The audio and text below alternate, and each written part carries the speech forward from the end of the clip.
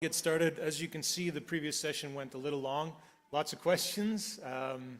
What to do? I don't want to encourage you to not ask questions, but we've all got places to be on a Thursday afternoon. Yeah, people to see, things to do. Happy Thursday, everybody. You've survived another professional development day. Congratulations. Give yourselves a little round of applause for that. I do want to thank the AEL team, Dr. Hiba, her team, for putting this all together. Roshan in facilities, of course, does his amazing job as always. Greg up in the booth. Oren, thank you guys so much for all the work that you've done to make this thing seamless. And of course to the caterers. Thank you, Intercontinental Hotel, I guess. I had a long kind of joke to start, but it's going to take up too much time. I'm going to spare you. It was actually kind of funny, and people that did laugh in the previous session. If anyone's here from the previous session, don't tell them that you didn't laugh. But it was really, I was proud of myself. Anyway, we're skipping that, and I'm going to get right to it. If you're bored, because nothing's been very interactive today, sadly, there's a bingo card you may have got. Feel free to fill it out for yourself. There's only one prize. It's listed in the bingo card. So far, nobody's found it. So.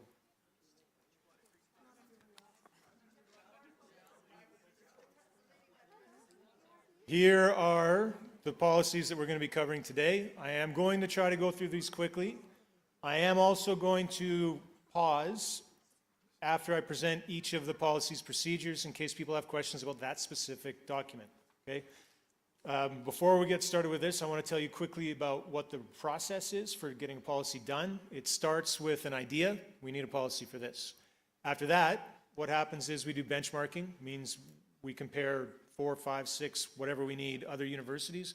What are they doing? How are they doing it? And what do we want? What parts of that do we want to pick away at? You draft it, then it goes to the deans, and the deans review the draft. From the deans, they may have a million changes, and the policy might change quite a lot. Eventually, it goes back to them, then it goes to legal, and legal has their kick at it. Legal will tell you if they want to change. After legal, academic council changes are incorporated, then it goes back to legal for a final check to make sure that everything's compliant with the legal requirements. And then it goes to either the president for signature if it's a procedure, and if it's a policy, policies go to the Board of Trustees, or the Executive Committee of the Board of Trustees more specifically. It's a long process. These are 14 out of the 52 documents that Faculty Affairs has managed in the last year. So you can imagine with all that process that there's a lot of conversations. We've had 5.5 hour, 6.5 hour meetings, 4.5 hour meetings fairly regularly about this stuff. But that's not really important to you. What's important to you is what matters to you as faculty, and that's the purpose of this presentation. So I'm going to get on with it. These are the policies and procedures that we're going to discuss. I'm going to try and be brief. I'll leave as much time as I can for questions. However, 3:30 is our get out of here time, okay? So if your question's really long and I can't answer it, please forgive me if I ask you to send me an email in advance. We had some questions in the last session that were great questions, but just way too long of an answer and way too detailed. If I skip your question, please don't be upset with me, okay? It's all in the best interest of getting everybody home on time. Purpose of the Academic Freedom Policy and Procedure is pretty much what you think. It sets the standards for freedom of expression and inquiry at UDST, okay? Freedom of search for exposition of truth, full freedom in research, publication, and participation in academic bodies are essential to the university. That's recognized in this policy. However, the policy also discusses how we still have to comply with the laws and the customs of the state. And we have to be aware of our responsibility to the community and also our institutional reputation. So do things that I do outside of my teaching hours have an impact on this policy? Yeah, they could. You'd have to do something pretty egregious. You don't want to end up in the newspapers, for example, okay? But under this policy, it also protects your research and protects your freedom of expression in the classroom. Within certain limits, you can't do anything that's a crime, things like that. That's all in the policy. It also lists a grievance procedure. So if you feel that your academic rights have been infringed upon, your academic freedom has been infringed upon, then there is a process listed here that you can follow to have that dealt with. It's basically chain of command. So as you could imagine, it goes one level up. If you have something that goes wrong, probably the first person to talk to is the head of department. If the head of the department is the problem, then it'll go to the dean. And it only goes one level up as required. You can see how it goes through that process. Dean, VPA, legal if needed, and then there's an entire procedure in a committee for grievance. So if needed, hopefully you don't need it, but if you do, this document lists that. By the way, all of these documents that are approved are going to be published on the UDST website. I know it's a lot to go through and read all these policies. If you need it, they will be there once they're approved. Okay? It's part of the NCQAA requirement. Any questions about the academic policy, academic freedom, sorry, policy and procedure?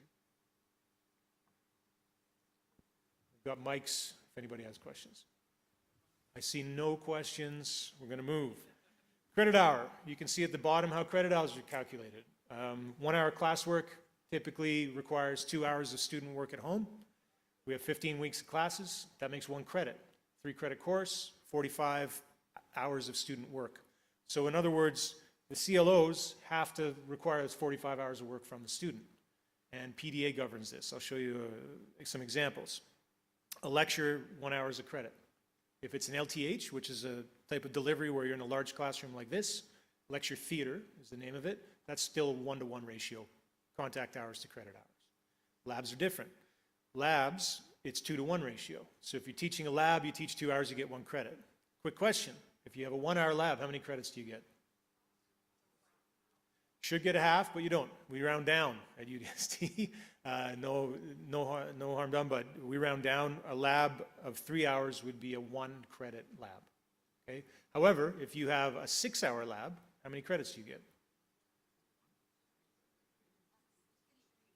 3 is the answer. Good job, 3. If you're teaching clinical, we do a calculation. Clinical calculations, 2 to 3.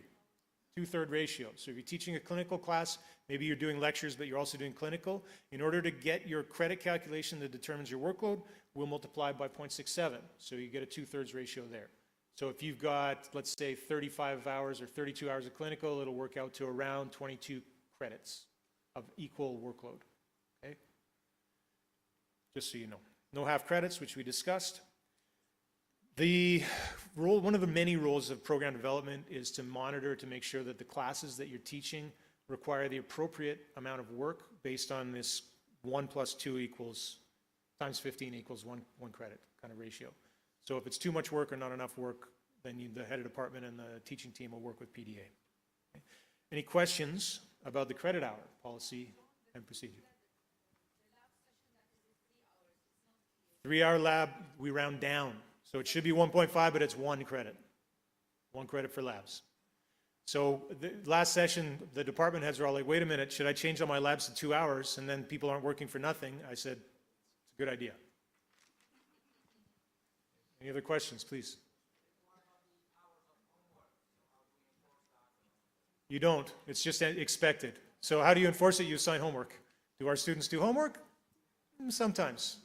Sometimes no. Yes, please. Hour-and-a-half lab would be like a 1-hour lab, 0 credit. I mean, you're teaching only 90 minutes, but it's scheduled for 2 hours, or just it's an hour-and-a-half scheduled in the system?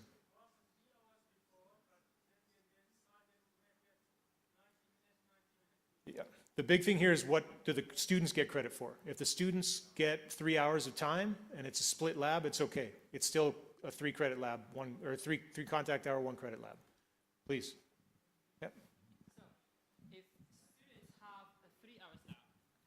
So the 3 hours lab you said is 1 credit. Yep.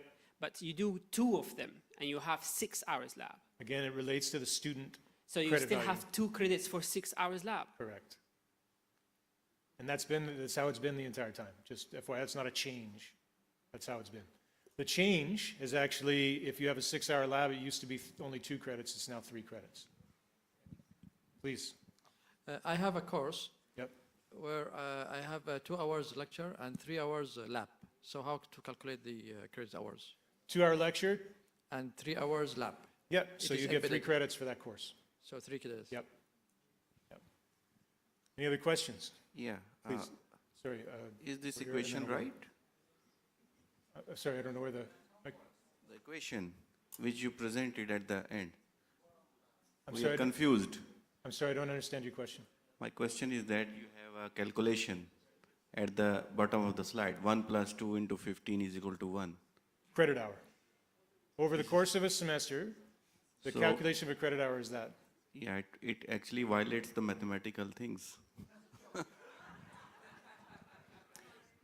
Yeah, it's over 15 weeks of classes. What this means is that you've got 1 hour of classwork, which should equate to 2 hours of the student working at home, 15 weeks of the semester, that's how they calculate.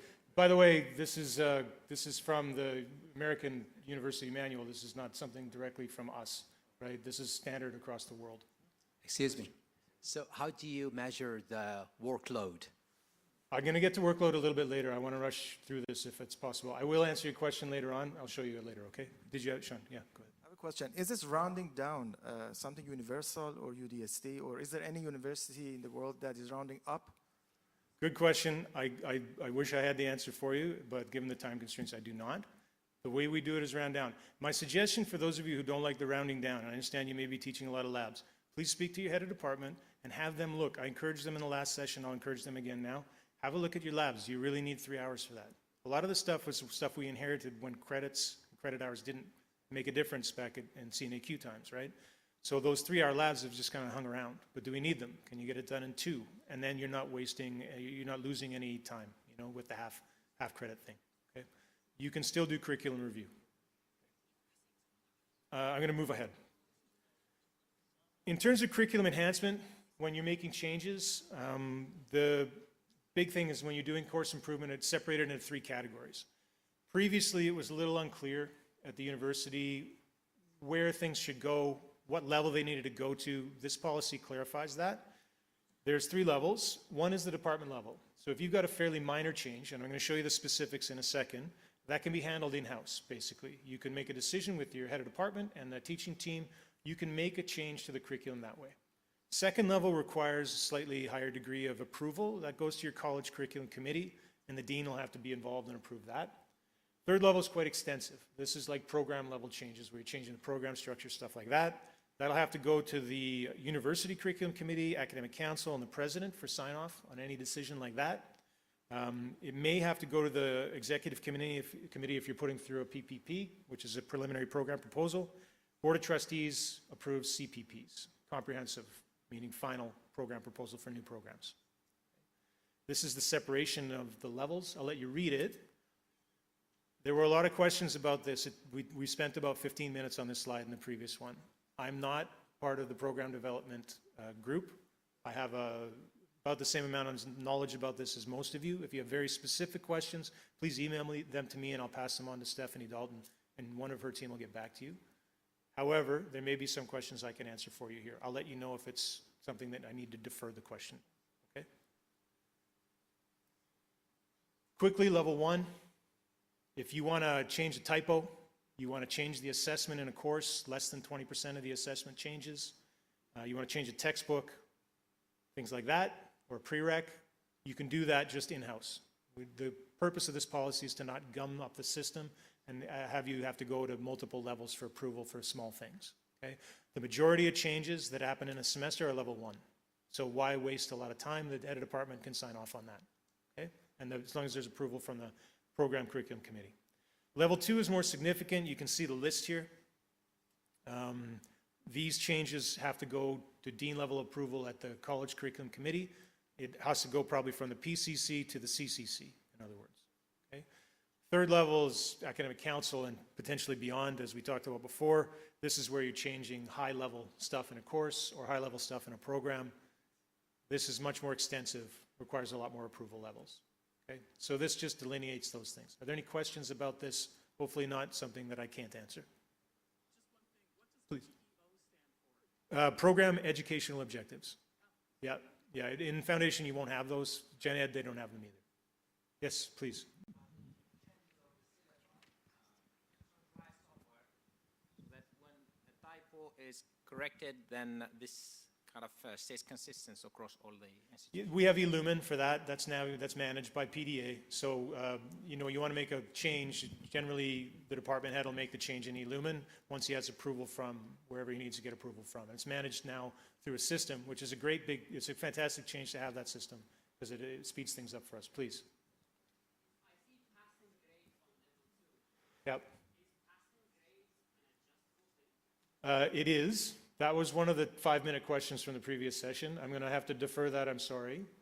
If you want to email me, I will move that forward to PDA. Dr. Sheed spoke at length about that. Unfortunately, he had to go, but it did take a lot of time. So unfortunately, I'm going to have to skip your question. I'm sorry, okay? You can change the passing grade if the level of approval feels that they can do it, if the dean feels that that can be done and PDA approves it, then it can happen at the level 2 stage, just the college curriculum committee level.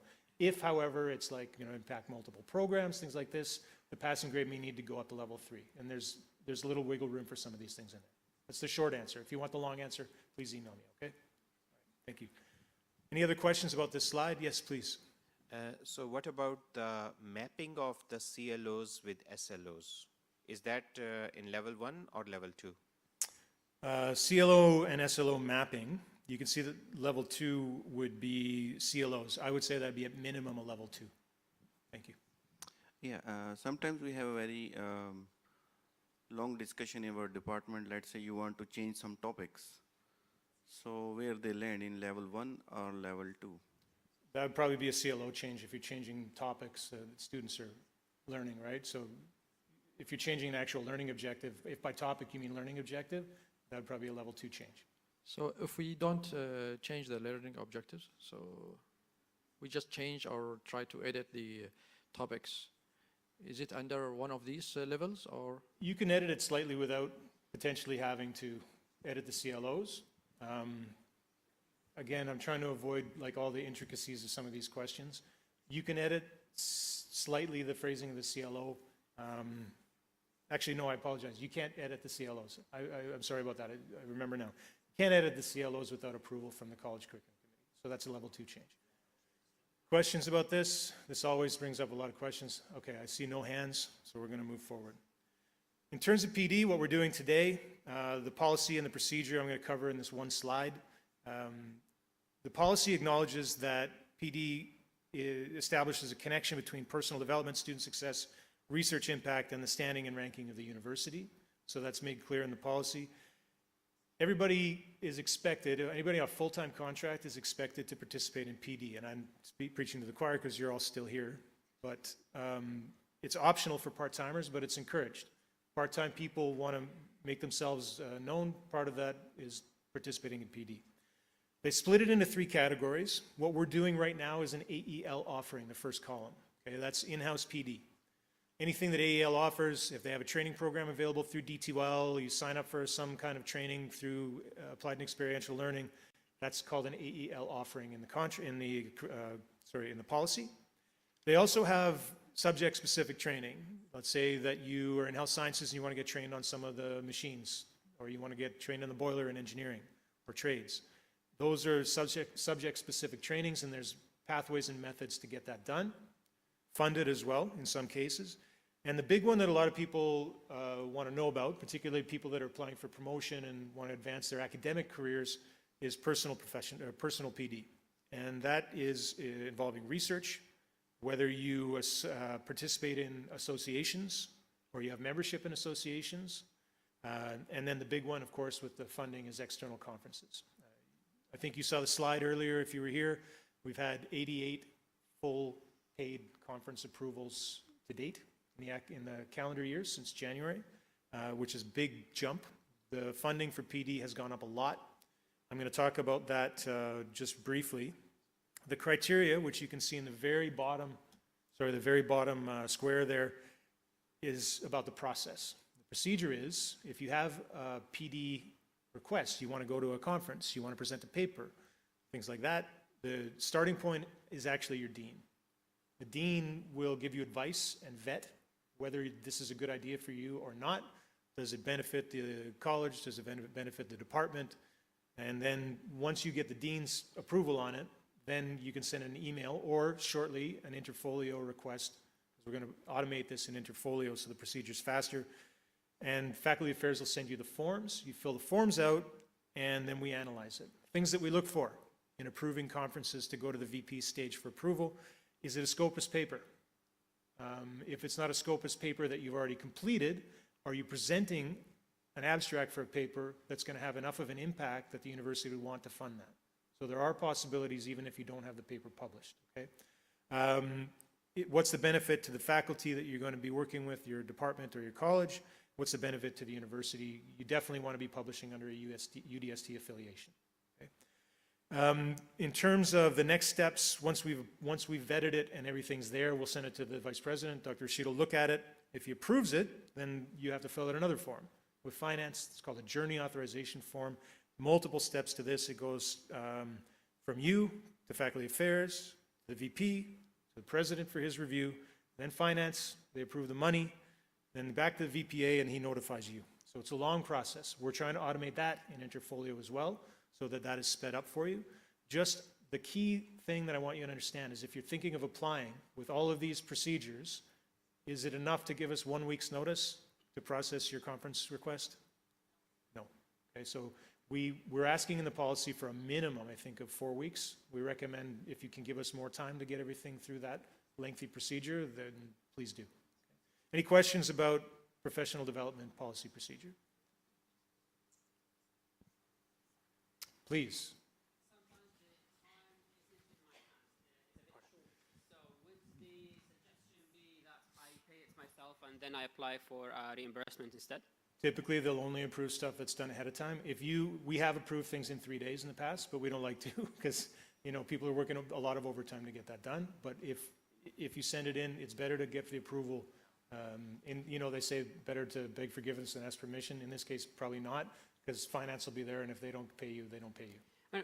The assumption here is that it had been approved. I'm just talking about the JA. The journey authorization form, again, better to get it approved, but in some cases, they have approved things after the fact. I wouldn't recommend relying on that.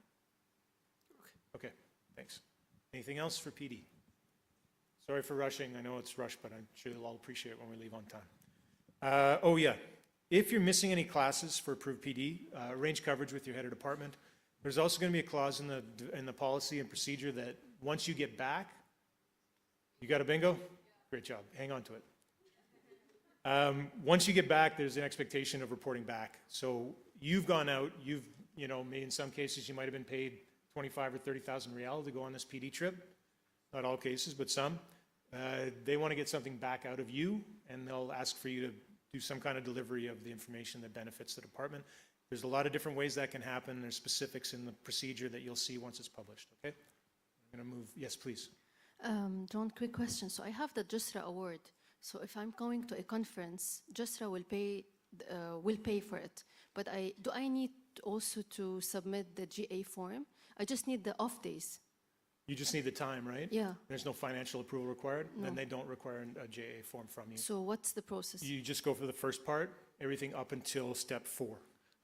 You still email us, still go through Okay, those things. thank you. Because we need to know, we need to track PD so that it's one of the things that we report on to all the different accreditation bodies, things like this. So we like to have a record of it, and once we have it in Interfolio, it'll be easier for everyone, okay? Please. Yep. I believe that they do. If it's something that benefits the university and they see the value in it, then could be. But again, that's a specific thing. I'm going to ask that you email me a specific question like that, and we'll move everything through. Okay, I'm going to move along. Teaching observation. I'm going to give you the short version of this, is that teaching observation is going to be mandatory for new faculty. Existing faculty, potentially no. Okay? So that's the separation. If you're already here and we know you, we're not going to force you into the observations. There's a couple different ways that observations are going to happen. The bottom line is that this is a constructive process, community of practice, much like what the Harvard group talked about. It'll be confidential, non-punitive. I think somebody's got their bingo card filled up top. Bingo, congratulations. And evidence-based. There's 2 forms. The formative stuff is the Harvard group and AEL. So they may come into your classroom and you might say, you know what, I want to boost my teaching methodology. I want to get involved in this thing. And I'm going to try to basically just get into this community that we're going to evaluate each other, or I want to get an assessment. You can reach out to AEL and they'll arrange that type of stuff for you. This has no impact on your appraisal. There's no score in the AAF that's going to be impacted whatsoever by the formative style of teaching observation. It's kind of a voluntary thing. In some cases, it may get assigned to you if you're new faculty with no teaching history at all. They may say, look, you're going to work with the Harvard group for your first semester. Okay? And it's independent of the head of department or dean, so they don't know about the results of this stuff. The stuff that does go on your AAF is called summative or evaluative assessments. The way for new faculty is we're going to evaluate the first semester one time. And then again, at some point before the end of your contract, you'll do a second observation. Once you're in, past that first contract, you're treated as a long-term faculty at that point.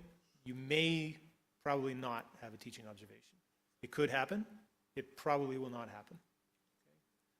happen. This is the one that's done by either the dean or the head of department, whoever is able to do it. They could also designate somebody to do it, but it'll be somebody qualified.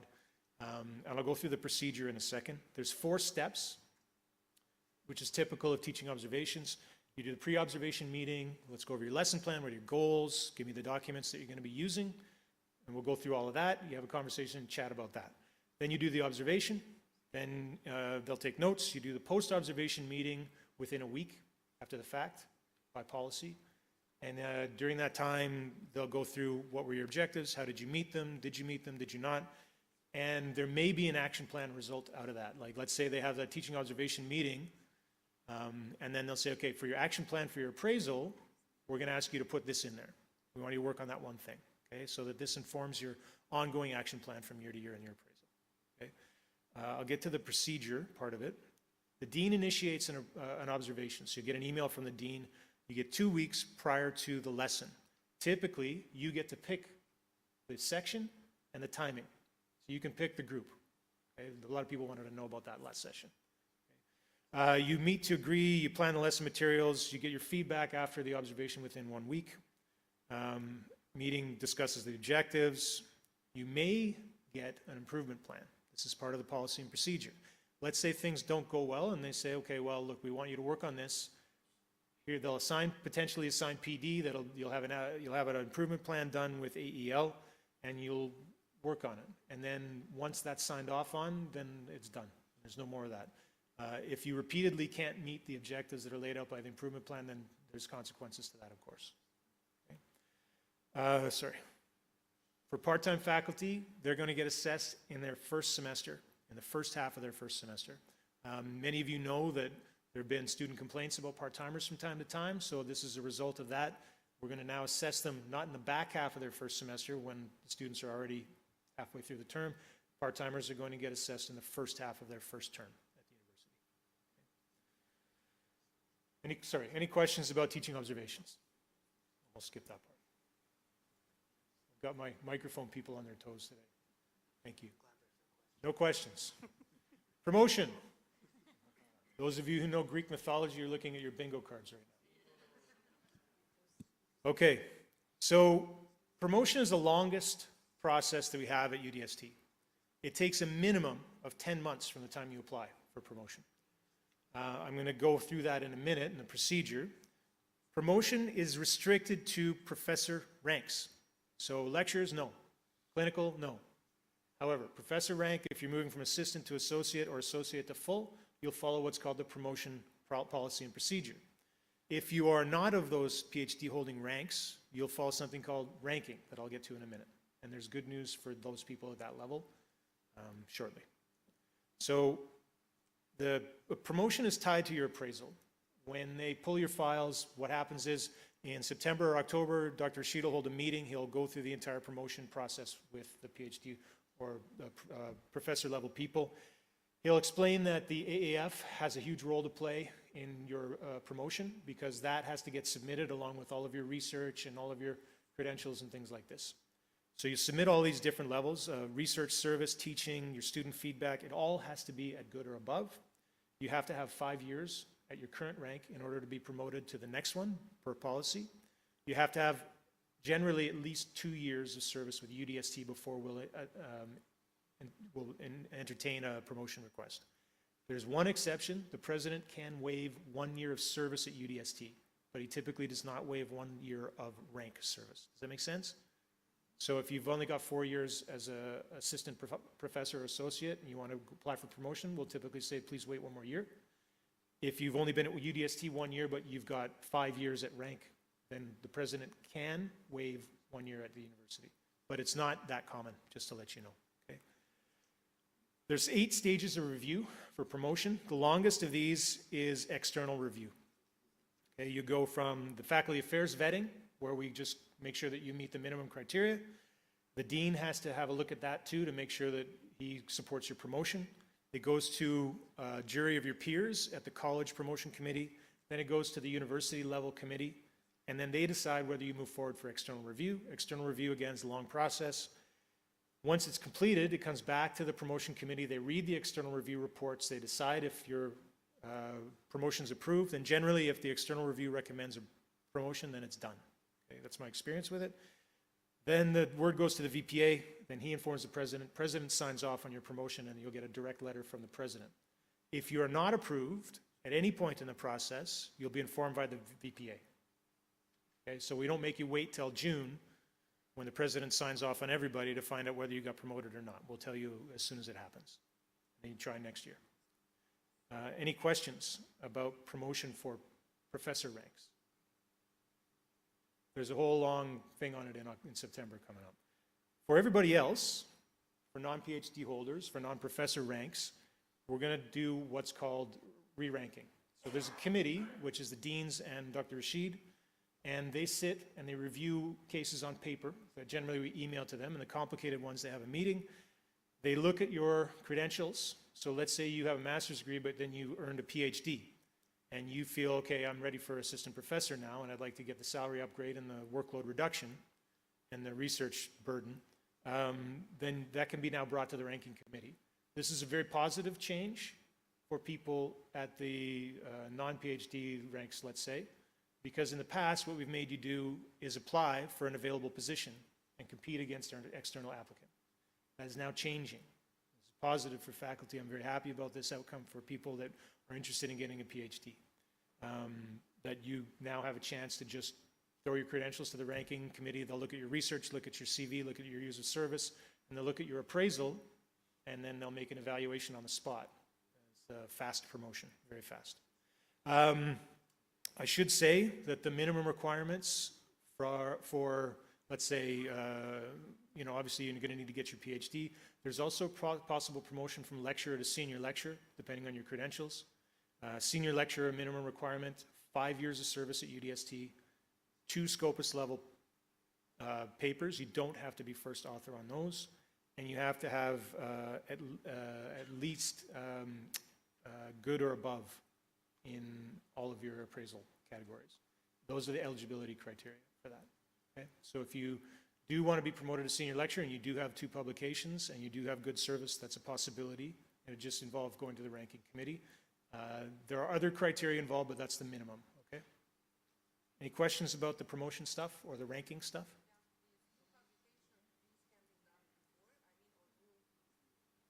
It can be done when, sorry?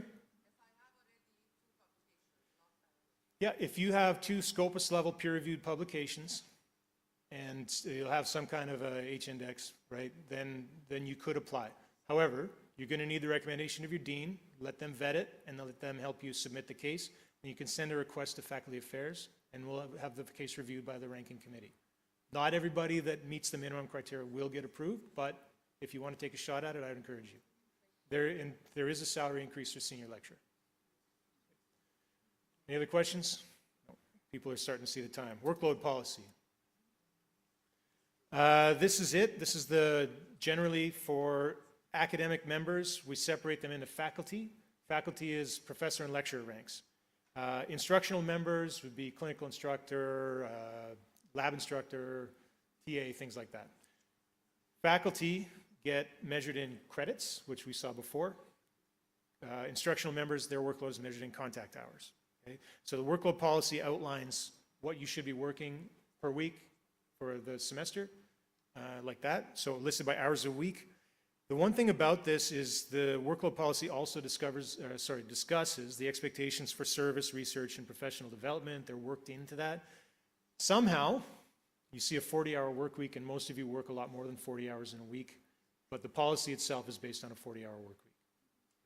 So if you think, okay, 12 to 18 of my credit hours is based on teaching, then the rest of the service, research, PD, and prep and everything goes into the 40. There's a thing called overload.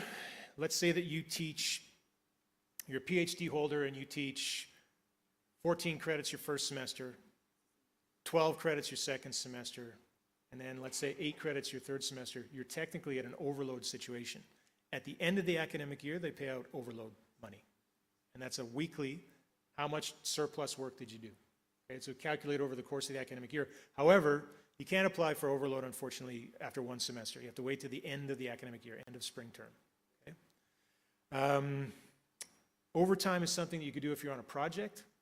In addition to your teaching load, they may give you overtime pay.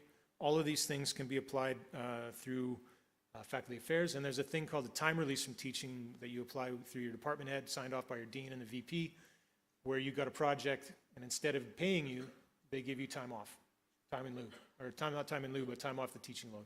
So instead of 12 credits, you might teach 9. But it has to be approved in order for that to happen. I'm going to talk about the procedure here. This is the teaching load procedure, and it sets out all of the ranges of credit and or contact hour for each rank. You can find your rank there, and I'll explain how it works. If you could teach 12 credits, there's an additional, let's say, limit or limitation of 15 contact hours. Let's say that you're teaching in CCIT. Most of their courses have a 2-credit, 2-hour lecture and a 3-credit, or sorry, 3-hour, 1-credit lab. So now you're teaching 3 credits, but you're 5 contact hours there. This policy limits that to what would effectively, in those cases, be 9-credit teaching load. So this is where that back end of the thing that we were talking about before comes in. You will not be asked to teach more than 15 contact hours at the professor rank, 22 for the lecturer ranks, 30 for assistant lecturers, workshop instructor, lab instructor. You can see the rest of them there. And clinical, they have their workloads. Now, you can also see that I've listed things by academic year. And that's what I was talking about before. If your contact hours go above a certain amount throughout the end of the academic year, for example, if you're over 45 and you're a professor level, over 66 for a lecturer level, over 90 for an instructional member, or a clinical 105, you may be eligible for overload pay at the end of the academic year. Doesn't include course prep in here. If you are a new first semester faculty, hopefully you already got your teaching release of 3 credits off in your first semester. If your department can do it, they're asked to do it. If there's no way that the workload can be met, and like we have to hire a part-timer, or we don't give you your 3, they're going to take your 3 away from you. Does that make sense? They're not going to spend additional money in the department to give you your 3 credits off. But if they're able to do it that semester, then you'll get that off. Let's see. A high load one term could be a reduction in the following. If you teach 20 contact hours one semester and you're a PhD holder, they could reduce you to 8 the following semester or less to make things work. It's all about the balance at the end of the year. Faculty, they want teaching lectures. They don't want faculty, and faculty is again lecturers and professor ranks, right? They want faculty teaching lectures, not labs. Labs typically are for instructional members in the second part of that table that you see there. Okay? Clinical, they want instructional members teaching those. I know sometimes that doesn't always happen, but typically that's the goal. That's a head of department thing. The policy and the procedures set credit values for each delivery type, but I don't have time to get into that with you today. However, I do want you to know that this is monitored by faculty affairs, and at the end of the year, we put together, at the end of every semester and at the end of every year, we put together a table. It goes to the VP, he reviews it, he checks for overload pay requirements, underloaded people, and then the president does the same and signs off on it at the end of the year. Any questions about teaching load? Okay, people really want to leave. Well, that's all I got for you. I'd appreciate all your time. Thank you very much. If there are no further questions, have a great weekend. Lovely to meet you. Take care. Any questions, fad@udst.edu.qa. Thank you.